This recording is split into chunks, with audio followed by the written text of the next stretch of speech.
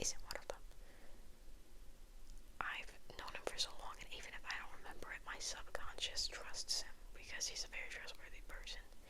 I've never been in an unsafe situation. The only time he's just he gets nervous really easily. He struggles to, sorry, I should probably put my legs down. He struggles to talk and stuff. So, apparently, I have a thing for, the people that struggle with their speech. I don't know. So, person one. Okay, we're gonna name him person one, okay?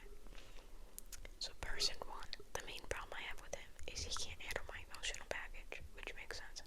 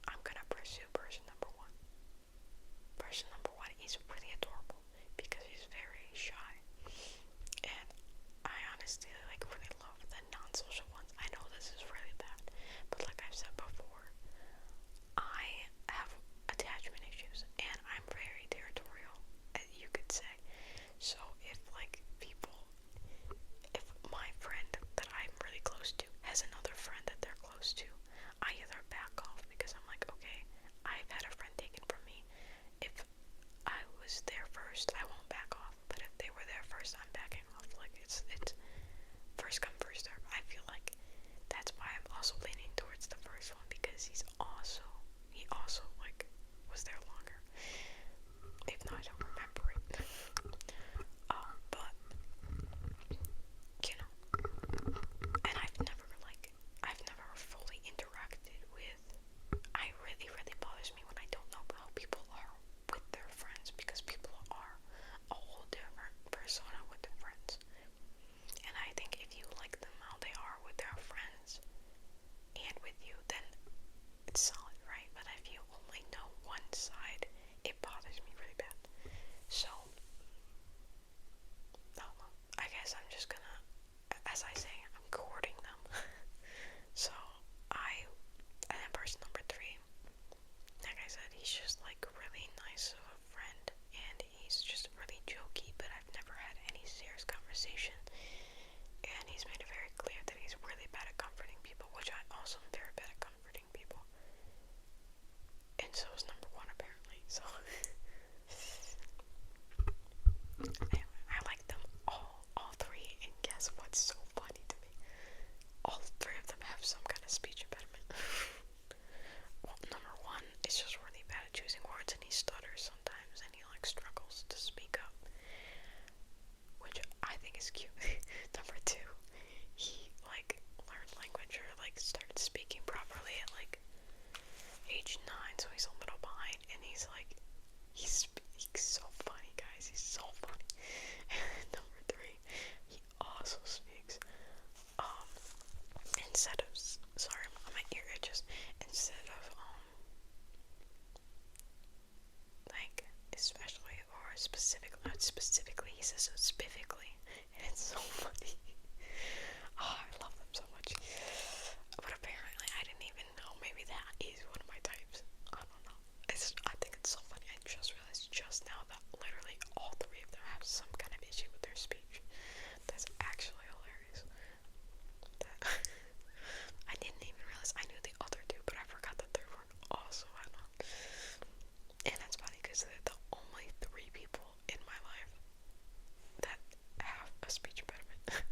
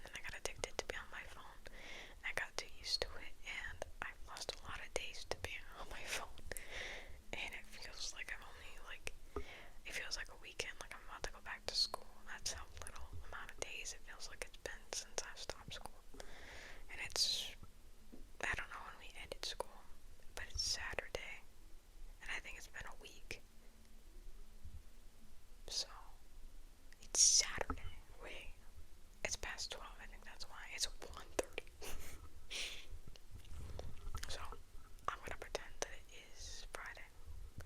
Because technically, to me, it is Friday because the day hasn't ended for me yet. So, like, it's been roughly like a week since school's been over. So, I watched a lot of movies. I watched 4, I think. All romance, of course. All making me so angry. Because people are stupid and they say stupid things and they don't just say what they mean. So, and people act nicer than they are. I always fall for the wrong ones. That's why I'm also very cautious. I think number one, I've never had any off feelings about him. So I think he's the best option. Yeah, probably. I don't think I've ever had a problem with him. Ever. I've never felt off about him. I've never not trusted him, but I mean, we've barely interacted. We've only recently been interacting. You guys think that I should just like pursue hardcore? I feel like he's constantly gaming too. He's a gamer. I don't find that a red flag, honestly, because he's not like consumed. He's just like, he's really into gaming. Like, he just games a lot, but he says that, I think he said before that he's like, not even that even into a lot of games. It's just like, it's better than doing nothing. So, you know what, maybe I'll become better than doing nothing. We'll see. Honestly though, I think I need a little someone in my life that's not tearing me apart from the inside, so let's see how this works out. Guys, give me tips, okay? You guys gotta tell me what I should do, and I probably won't do half of them, but because I'm a very stubborn person, and I don't want to mess it up, guys. You got one chance to court somebody, and if they don't choose you, they're gonna run off with another nobleman, and I don't like that. I'm not letting my queen run away, okay? Not gonna let it. We call him our pretty princess. That's his nickname in the group, and that will stay his nickname. So, I will not let my pretty princess run away. No, never. I shall win her heart. It's a he, but I have a chance, guys. Believe in me. Hopefully I have a chance. Like, with these things, you never know. Like, I asked his sexuality, and he said, like,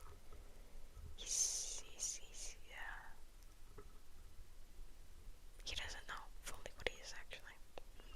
I don't know who watches this. Maybe one of my friends peeped in. I don't know.